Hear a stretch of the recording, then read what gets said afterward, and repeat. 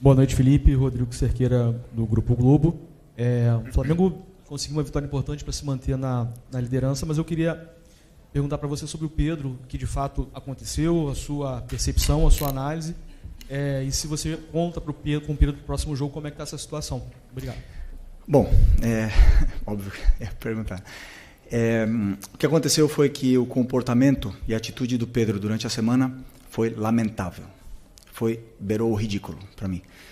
E, evidentemente, que o Pedro tem os seus problemas pessoais com a diretoria, com o clube, problemas dele. Ele não é de agora que ele vinha treinando mal, vem durante um tempo, só que essa semana ele realmente rompeu para mim com um princípio claro que nós temos como comissão e o grupo de jogadores tem, que é a cultura de treino. E para mim o que ele fez foi uma falta de respeito, a atitude dele nos treinamentos, e não duvidei em nenhum momento de deixá-lo fora da lista de relacionados, porque esse tipo de comportamento pode contagiar, né? Então eu espero que ele recapacite, que ele peça desculpa para os companheiros e volte a ser o Pedro, porque para mim não é só uma falta de respeito com os companheiros, é uma falta de respeito primeiro com ele mesmo. Então, um jogador que tem uma ambição que o Pedro deveria ter, de chegar na seleção brasileira, de jogar outra Copa do Mundo, não pode negociar 1 minuto de treinamento, infelizmente. E essa semana aconteceu. Então, depois, faltou respeito com os torcedores que estão esperando o melhor Pedro, o Pedro de antes da lesão, e nem falar com o clube, né, que paga o salário. Então, basicamente é muito simples. Venho aqui de peito aberto, responder todas as perguntas que vocês queiram sobre esse assunto. Tentei protegê-lo durante muito tempo, mas chega uma hora que ele tem que querer. Tem que partir dele. O Pedro tem que querer mais do que eu não posso querer mais do que ele. E a gente vê no campo a cultura de treino instaurada nesses jogadores, o que eles conseguem correr e conseguem performar, né? O meu olho me diz o que eu vejo no campo, o que eu vejo em cada treinamento, mas temos dados de GPS que dizem que o Pedro é o último em absolutamente tudo durante essa semana. E um jogador que é o último em absolutamente todas as valências físicas, que é alta intensidade, é aceleração, desaceleração, não está pronto para performar. E aí vocês podem botar a culpa no treinador, no modelo, nos companheiros, no Arrascaeta, vocês podem botar a culpa em quem for. Mas a culpa é dele. E ele tem que querer. A hora que ele querer, eu estou esperando de braços abertos, porque eu não posso ir para o mercado comprar um jogador que faça 30 gols, que nem ele. Ele está com a gente, ele não é um problema, ele deveria ser a solução. Repito, tem que querer. E a hora que ele querer, que ele pedir desculpa para os companheiros e voltar a treinar no nível que os companheiros dele estão treinando, com certeza não vai ser um problema. Ele vai estar no campo titular, indiscutível. É isso. Felipe, Raíza Simplício aqui da Gol Brasil e da revista Placar. Você falou sobre a atitude dele ao longo da semana. Eu queria que você explicasse um pouco mais se foi indisciplina ou se vocês enxergaram que ele estava treinando realmente muito mal. Enfim, e a comissão técnica entendeu que ele não poderia treinar tão mal assim. Se ele abandonou o treino, né? A gente teve algumas notícias que disseram que ele teria abandonado o treino. A gente escutou também o lado do pessoal dele que disse que não, que ele avisou ao seu auxiliar que estava sentindo dores e etc. E ao longo, né, dessa última semana teve esse episódio de uma pessoa do alto escalão do futebol do Flamengo que, enfim, você viu os prints, toda aquela situação, você está, obviamente, muito ciente. Se você conversou com ele, o que você sentiu dele depois disso? Bom, primeiro, como eu falei, a treinabilidade dele é mais baixa, né? O Pedro estava assim. Aconteceram esses vazamentos, esses prints. Eu não tenho absolutamente nada a ver com isso. Eu não quero que o Pedro seja vendido. Eu não quero que o Pedro saia. Chamei os capitães, chamei ele na frente, transmitimos isso para ele, os capitães também. Falamos para ele que precisamos dele, precisamos do Pedro. E não vou entrar em detalhes micro, mas obviamente que você vê o aquecimento, as respostas, o deboche, a maneira de correr, de andar, e depois, como eu falei para você, está tudo quantificado com o GPS, e aí os números são muito inferiores, né?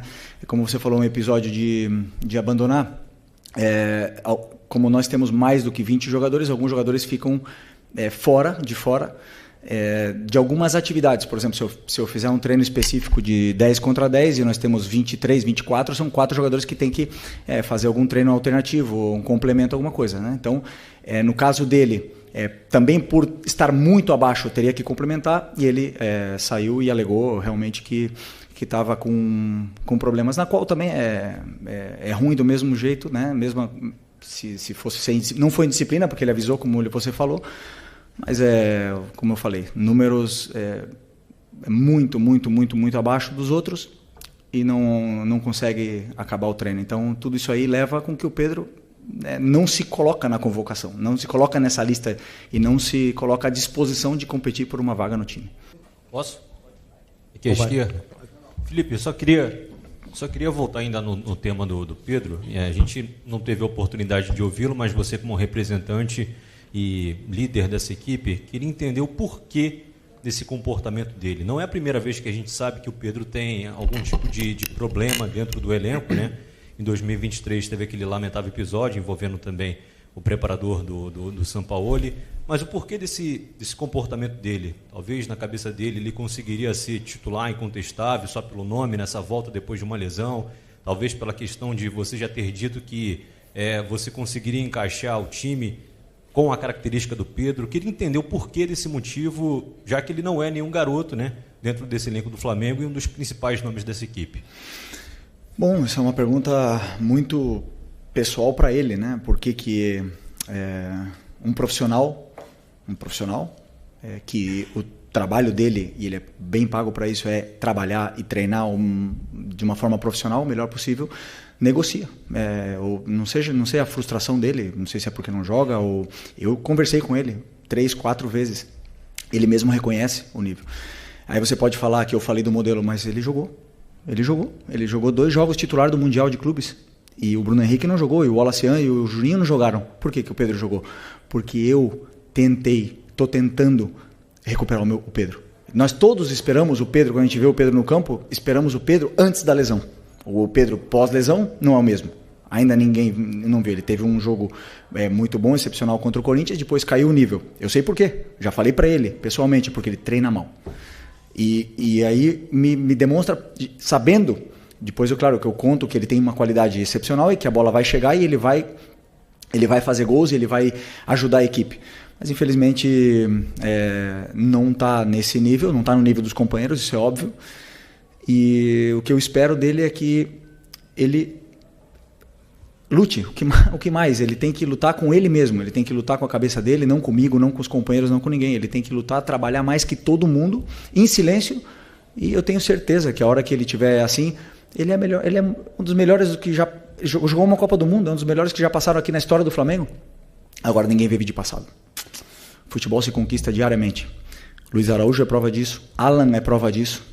A única coisa que melhorou do Alan do ano passado para esse ano foi a treinabilidade dele. É o que mais treina. O Eric e o Varela são prova disso. Não negociam um aquecimento, não negociam nada e jogam e performam. Então não tem outro caminho.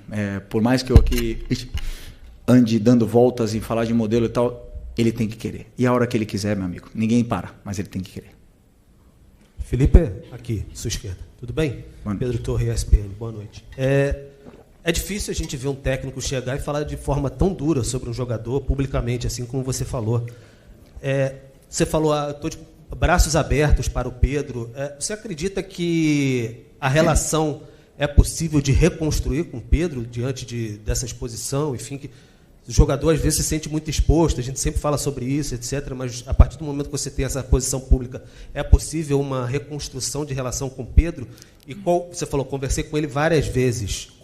Quais foram as respostas, as reações do Pedro, em especial essa última vez, se você conversou sobre esse fato de ficar fora contra o São Paulo, qual foi a reação dele em relação a tudo isso? Obrigado. E a exposição do treinador? Quem pensa nisso? Né? Muitas vezes, quando a gente passa o time titular, ninguém entende, e todo mundo porrada no treinador. E ninguém se preocupa pela exposição do treinador. Né? Mas chega um ponto, como eu falei, defendi durante muito tempo. Claro que dá. Eu não quero que ele saia. Falei para ele fazem 6 dias, não quero que ele saia. Quero que ele se dedique, que corra, que o treino gere essa adaptação nele para ele poder fazer o que todos os companheiros fazem, correr no campo. A hora que ele correr e segurar a bola e sustentar os duelos com os zagueiros que não está fazendo, a hora que ele fizer isso aí, ele vai jogar. Ele vai jogar. Não precisa me dar abraço, não precisa me dar a mão, não precisa me dar bom dia, não precisa nada. Ele precisa ser profissional, ir lá e resolver no campo. Mais nada. E tenho certeza que quando ele fizer isso aí, eu vou estar esperando o abraço. Se ele não quiser me dar, não tem problema nenhum, mas eu quero ganhar. Eu quero ganhar. Se o Pedro quiser ganhar comigo, vamos junto. Se ele não quiser, outros vão querer. Pode ir? Aqui. Boa noite, Felipe Isabelle Costa, Canal Gold. Queria te perguntar sobre negociações e como a janela abriu, né? A gente também tem visto um pouco da movimentação do Flamengo no mercado. Até surgiu o nome do jogador, né? Mike Johnston, que aparentemente tinha até um voo comprado para chegar durante essa semana, mas a diretoria parece que voltou atrás. Queria saber de você, que é o técnico e provavelmente acompanha isso tudo, como é que tem sido esse trabalho para mapear, por que teve essa decisão de voltar atrás pela contratação desse jogador? Além de contratações para chegadas, também tem notícias sobre saídas, como o Matheus Gonçalves. Tem alguma decisão tomada sobre o Matheus? Você conta com o Matheus no time? E também queria entender o que rolou com o Mike, que voltou atrás, né? Obrigada. Desculpa, essa pergunta é uma pergunta para o Boto, né? Eu sei não, sim, eu passei para o clube o que eu acho que a equipe precisa, o elenco precisa, as posições que a gente precisa reforçar, as características dos jogadores que eu gostaria que chegassem. Depois é o clube que mapeia, que faz as ofertas, que contrata, que cancela, que toma as decisões que eles têm que tomar. O jogador que eles colocarem para mim, o meu trabalho é fazer eles renderem o máximo possível, né? Obviamente que sabemos que tem que chegar gente, perdemos bastante jogadores e vão ter que chegar outros para poder elevar o nível ainda mais desse elenco que já é altamente qualificado. Sobre o Matheus, conto com ele, claro que conto com ele. Até muito nobre da parte dele querer jogar, adoro isso. Ele ama jogar, ama futebol, se frustra quando não está no campo. E até agora, claro, a posição dele, a concorrência com a posição dele é muito alta. Era o jogador titular da seleção brasileira, que acabou de sair. Agora tem o Luiz Araújo, tem o Plata que joga com ele, nessa posição. E competir posição com esses jogadores. E, aliás, o Gerson era capitão da equipe, então não é fácil. E teve menos minutos. Então é muito admirável e louvável a humildade dele de querer descer para o sub-20 para poder ter minutos, e é onde eu gosto muito.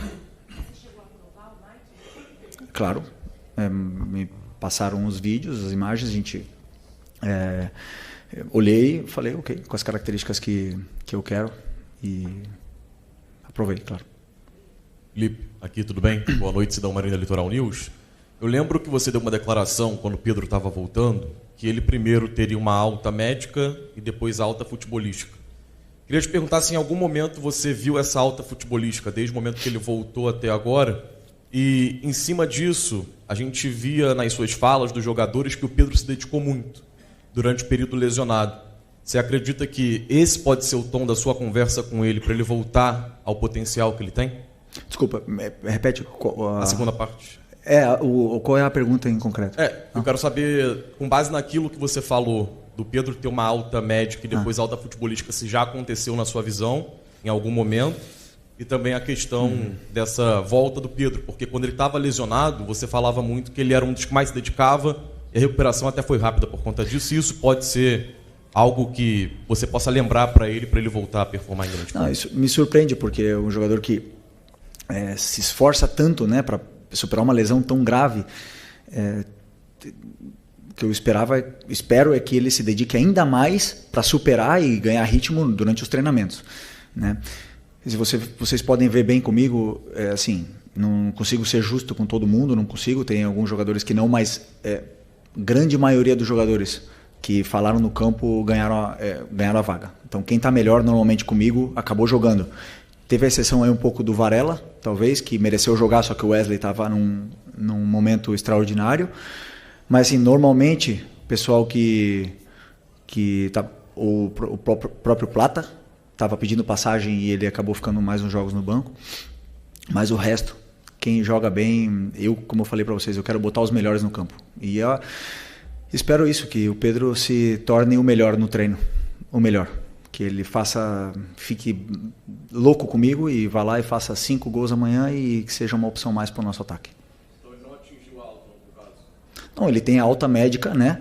Só que a alta competitiva é uma coisa que não é mensurável, uma coisa que a gente entende que quando a gente compara, né, e a gente espera o Pedro antes da lesão, e você vê depois da lesão, ainda está longe. Então, para mim, a alta competitiva você vê quando o jogador começa a se assemelhar com o que ele era antes, né? Então, é um pouco isso.